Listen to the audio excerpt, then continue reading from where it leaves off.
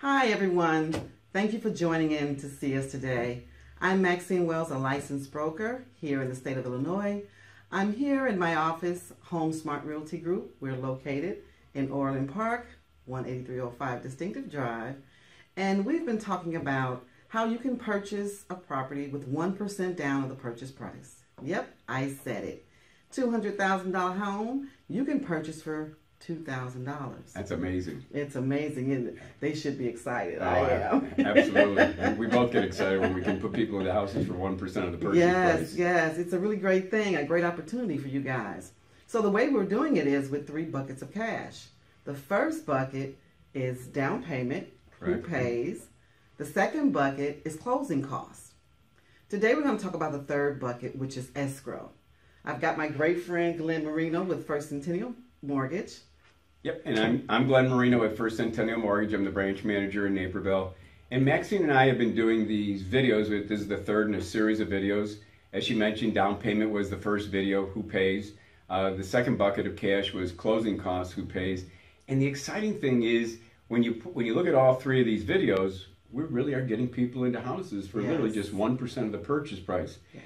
Exciting times, especially for those of you who are renters or people who think, I just don't have enough money saved up. Pay attention to these videos. Contact Maxine, contact myself. We're going to help get you into housing. So let's get started today. We've got the third bucket of cash. It's going to be called prepaid interest and escrows. Okay. So let's kind of bring up our whiteboard like we have in the past here. And with this third bucket of cash, the first part of it is prepaid interest. What you should expect at your closing is that the lender is going to be charging you interest from the date of your closing to the end of the month. So let's use an example. So if we were to say close on May 28th, May 29th, 30th, say you only had like 2 days left in the month.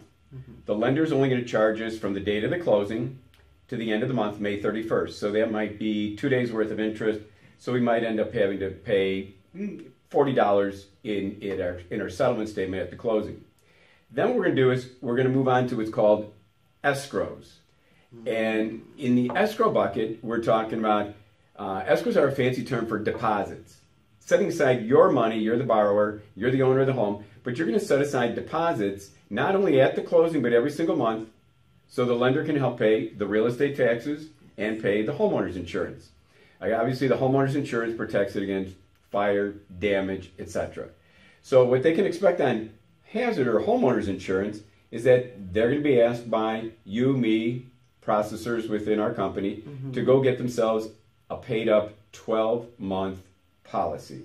They're going to contact State Farm, Allstate, Prudential, whoever, they might even contact whoever they have renter's insurance with and say, now I'm becoming a homeowner and I'd like a 12-month paid up policy.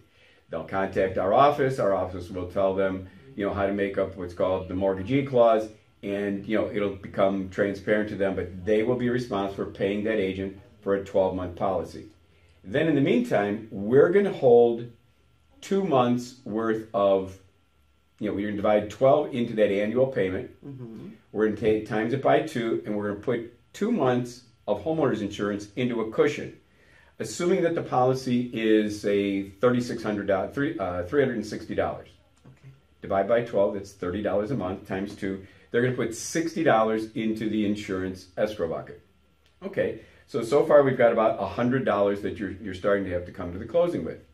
Then what we're going to do is we're going to move on to real estate taxes. Yes. Here it gets a little complicated, but pay attention. It's not overly complicated. Real estate taxes, you have to look at the month you're closing in.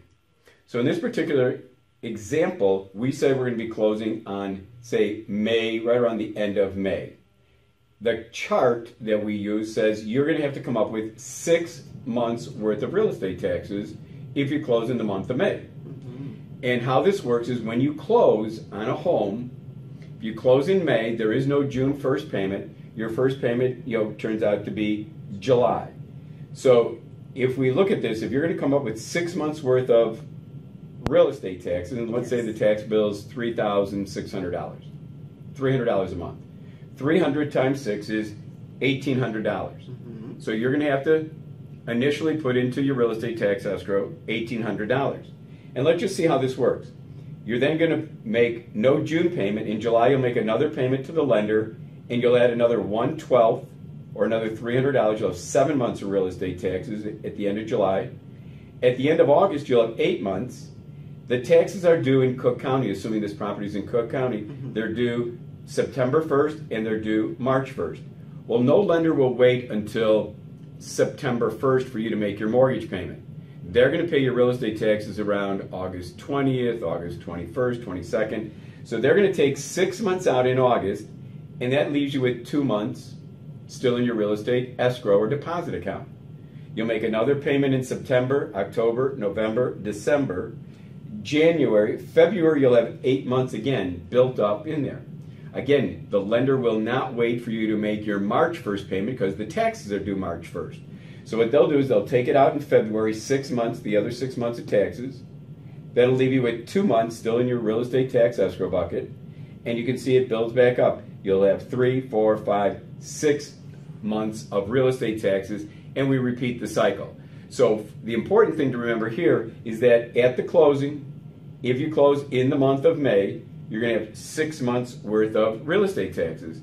Maxine, it's starting to look like it's getting a little expensive. You said that I can buy this house for as little as 1% of the purchase price. You're starting to get over my purchase. You got $1,900 so far. So then the good news is that we pay our real estate taxes in the state of Illinois what we call in arrears. Fancy term for we're here in the year 2018. The 2018 taxes are not going to get paid until when? 2019. Yes. So who lived in the house through the date of our closing? We're closing on May 31st. The sellers lived in the house for the first 5 months. So if the seller lives in it for the first 5 months, the seller has to give our client a credit for 5 months of the 2018 taxes that they will physically pay in 2019. The good news, credit means cash. In essence, they're getting money at closing for 5 months of the real estate taxes. But now here's the other great thing. Remember, taxes are due on March 1st and September 1st. Well, if we close in May, that means last year's taxes, 2017's second installment, due September 1st, has not been paid by the seller. Yes. Seller's leaving after today. May 31st, June 1st, he's gone. The tax bill is going to come out for a September 1st payment. So the seller has to give our customer 6 months of the 2017 taxes as a credit. So let's add this up. 5 months of the 2018 taxes, 6 months of the 2017. Well, to me, 5 and 6 is 11. Yes. The tax bill is $3,600.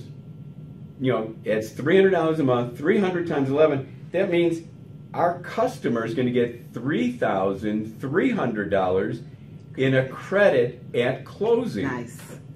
So now all of a sudden, this $1,900 being offset by or being paid by the seller credit means that our customer really has another $1,400 that he can use to offset closing costs or any other transaction costs. And as you saw in video 2 and 1, the closing costs are typically being paid either by the down payment assistance programs that we have, or they're being paid by the seller. And all we need is for you to come up with 1% of the purchase price in that first bucket called the down payment bucket. Yes. And you're literally, your down payment is 1% of the purchase price. The rest of the money comes from your down payment assistance. The closing costs are being paid by sellers or your down payment assistance program. And the third bucket here, the escrows, are being paid for by the seller credit. Yes. So we really can get you into housing for as little as 1% of the purchase price. So how do you take advantage of this? You got to take some action. Maxine, how can they get a hold of you to take advantage of this? Okay, you can contact me at 773-243-9126. And in case you missed bucket number 1 and bucket number 2, there'll be a link attached, so please feel free to preview those videos as well. Absolutely. And you can contact me, Glen Marino, branch manager at First Centennial Mortgage. My number is area code 630. It's 983-5700. 3604. We look forward to getting you into housing. You have a great day, and thanks for tuning in. Bye-bye.